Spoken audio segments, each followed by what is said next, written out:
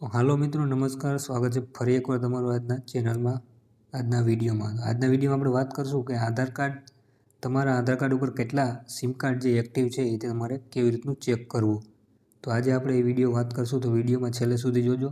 આપણે આપણે ડેમો પણ બતાવશું, મારા નંબર ઉપર કેટલા સિમ કાર્ડ ચાલુ છે એ પણ બતાવશું. તો વિડીયોને ચાલુ કર્યા પહેલાં એક લાઇક કરી દેજો અને ચેનલને સબસ્ક્રાઈબ પણ કરી દેજો. તો મિત્રો, સૌથી પહેલાં આજના સમયમાં એક વ્યક્તિ નામે કેટલા મોબાઈલ નંબર ચાલુ છે તે જાણવું ખૂબ જરૂરી બની ગયું છે. ઘણી વખત લોકોને ખબર નહીં હોતી કે આધાર કાર્ડ પર કેટલા સિમ કાર્ડ એક્ટિવ છે. કોઈ અજાણ્યો વ્યક્તિ તમારા દસ્તાવેજ ગેરવપરાશ કરી શકે છે. સિમ ચાલુ કરવી ભવિષ્યમાં કાનૂની મુશ્કેલી ઊભી થઈ જાય છે. તેથી સમયાંતરે તમારો આધાર સાથે જોડાયેલા મોબાઈલ નંબર ચેક કરવું જરૂરી છે. આ રીતે ભારત સરકાર સત્તાવાર સુવિધા ઉપલબ્ધ કરે છે. ઘરે બેઠા જ તમે તપાસ કરી શકશો. તો આ વિડીયોમાં તમે તમારો નંબર તપાસ કરી શકશો. તો છેલ્લે સુધી વિડીયો જોજો એટલે તમને ખબર પડી જશે.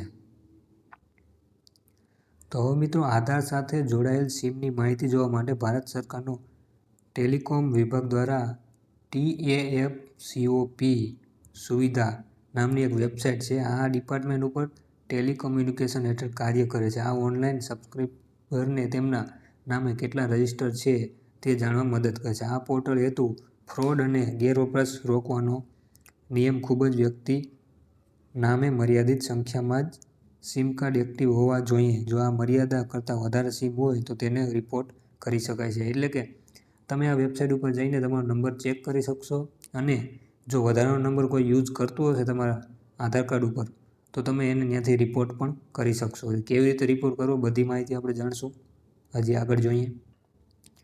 તો હવે અહીં થોડીક વાત કરી લઈએ આપણે કેવી રીતે તમારે ચેક કરવાનું છે. તો સૌપ્રથમ TAFCOP વેબસાઇટ ઉપર જવાનું, ત્યાં તમારો મોબાઈલ નંબર દાખલ કરવાનો છે, OTP નાખવાનો છે અને OTP વેરીફાઈ થાય ત્યારબાદ તમારે રજિસ્ટર તમારા મોબાઈલ નંબરની યાદી સ્ક્રીન ઉપર તમને લિસ્ટ આવી જાય. જો અજાણ્યો નંબર અથવા અનધૂતી નંબર દેખાય તો તમારે નોટ માય નંબર તરીકે રિપોર્ટ કરવાનું છે અને ત્યારબાદ સંબંધિત ટેલિકોમ કંપની તપાસ શરૂ કરશે. આ પ્રક્રિયા સંપૂર્ણપણે ઓનલાઈન અને મફત છે. તેમાં કોઈ પણ ચાર્જ લેવામાં આવશે નહીં.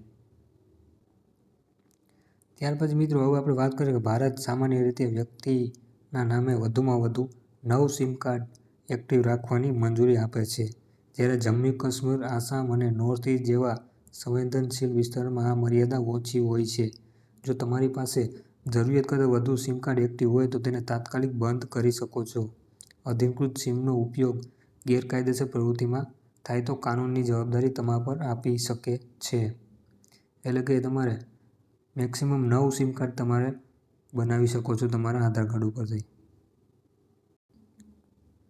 હવે આપણે વાત કરીએ કે સિમ કાર્ડ રિપોર્ટ કર્યા બાદ શું થશે. તો તમે TAFCOPની પોર્ટલ ઉપર જઈને નંબર રિપોર્ટ કરો તો સંબંધિત ટેલિકોમ ઓપરેટર તમારી ફરિયાદ ચકાસણી કરે છે. જરૂર પડે તો તેઓ તમારી સાથે સંપર્ક પણ કરે છે.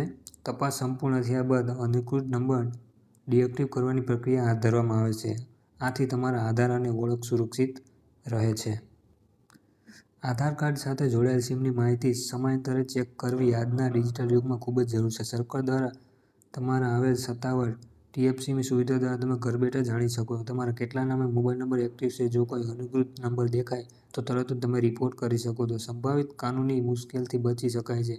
તમારી ઓળખ અને દસ્તાવેજો સુરક્ષા તમારી જવાબદારી છે. તેથી સમય, તપાસ અને સાવચેતી જાળવવી અત્યંત મહત્વપૂર્ણ છે.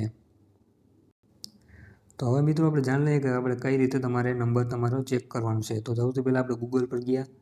ગૂગલ ઉપર જઈને આ વેબસાઇટ આપણે TAFCOP સર્ચ મારવાનું છે. પહેલી લિંક તમને મળશે એના ઉપર ક્લિક કરી દેવાનું છે. જેવી તમે ક્લિક કરશો એટલે આ રીતનું તમારી વેબસાઇટ ખુલી જાય. નીચે તમને અહીંયા તમારો મોબાઈલ નંબર નાખવાનું કહે છે. તો અહીંયા હું મારો મોબાઈલ નંબર નાખી દઉં છું. તો મિત્રો, મોબાઈલ નંબર અને આ કેપ્શન પર નાખી દીધા. તો કેપ્ચા સક્સેસ આપને આપી દીધું છે. હવે મારા મોબાઈલ નંબર OTP આવશે.